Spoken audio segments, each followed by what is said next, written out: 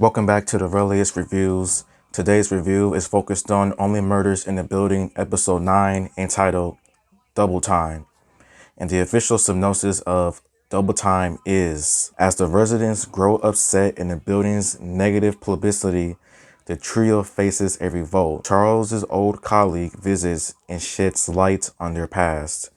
And before I give up my review, please like and subscribe and comment and tell me what I should review next.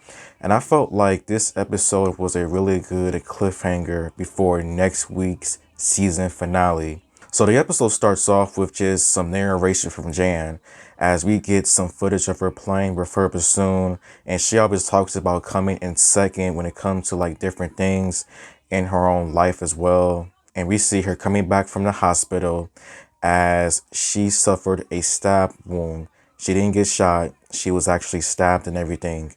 And Charles is there to help her out and everything, to help her get better as she has a show tomorrow night.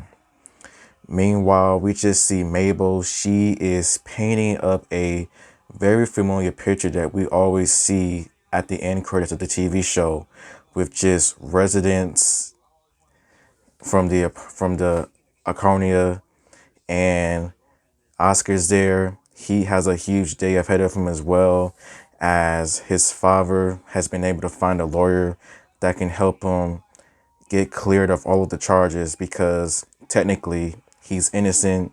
He didn't kill nobody. He was just at the wrong place at the wrong time type of situation and everything. Oliver's day is getting worse as he is getting evicted from his apartment, as he hasn't paid his rent in quite a while, and it's only going to get a lot bad and a lot worse for the entire gang. And then we are introduced to a brand new character of the TV show, Sazz, played by Jane Lynch. And Sazz is Charles's old colleague and also just Charles's stunt double from his TV show and everything. And Charles and Sazz's relationship is not that well, as Charles does not like Sazz for many different reasons. And it was a little bit strange to me, as in like, why would he have a stunt double? And when the situation was explained and everything, I was still a little bit like freaked out over it. And so was Mabel and Oliver when they try to visit Charles and everything. They get mistakenly confused by Sazz and Charles because of how similar they look when it comes to dressing, the hairstyle. Like, it is really crazy to say the least. And more information is brought up when it comes to Charles's life, as Charles's old girlfriend left her for Sazz and everything, and that Charles has been at the Arconia for nearly over 30 years.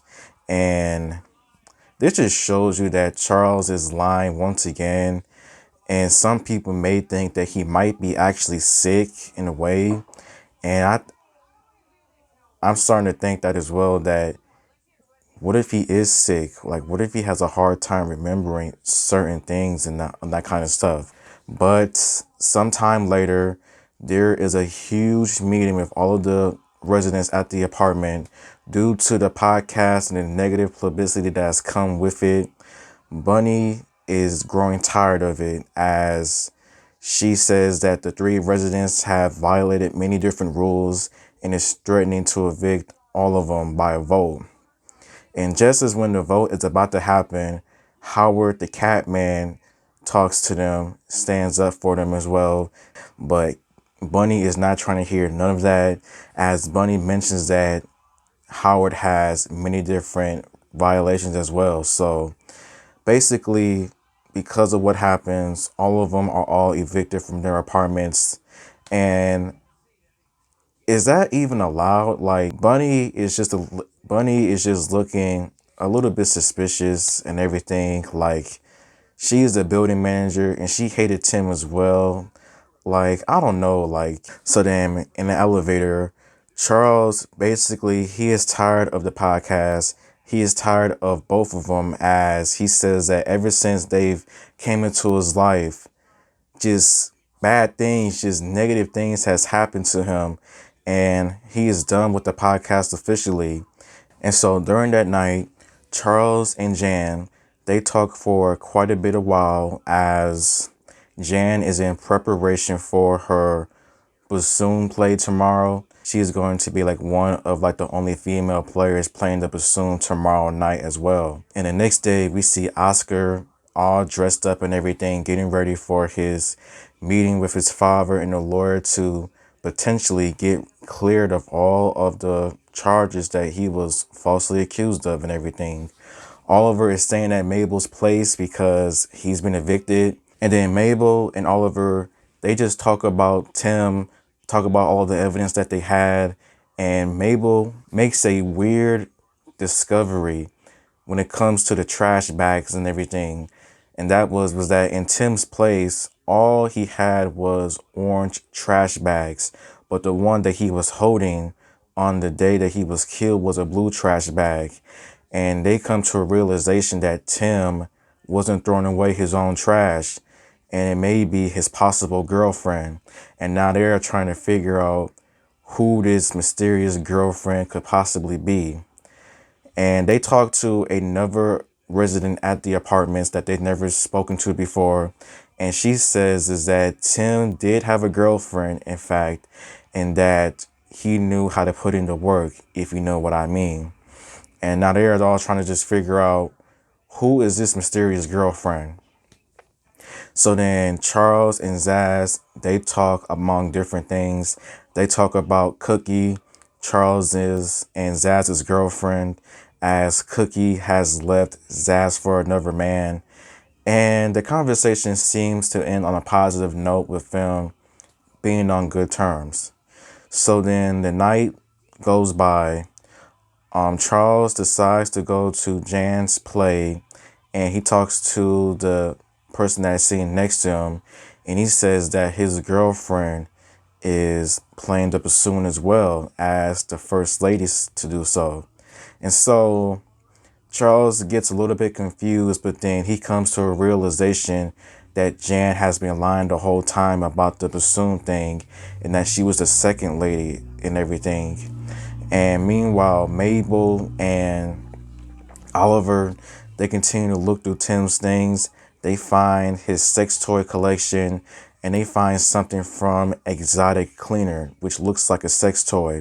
But Mabel comes to a realization after looking things up is that Exotic Cleaner is for musical instruments. And it turns out that Tim was in possession of a bassoon cleaner. And back at the play, Jan witnesses Charles there, and Charles's nose starts to bleed after what he sees, after what he realizes and everything. And that is how the episode ends, basically on a huge cliffhanger. And I felt like this was a pretty good episode, to say the least. A lot of more information was just revealed and that kind of stuff. And I cannot wait for the season finale next week. I would say some of the things that I enjoyed about this episode was that we were introduced to a new character late into the series, Sazz. And Jane Litch as Sazz, she was really good. I did enjoy her character a lot. And her being a stunt double of Charles was kind of freaky because they definitely do look somewhat similar when it comes to the hair, how they dress and everything. Like, it was kind of freaky to say the least.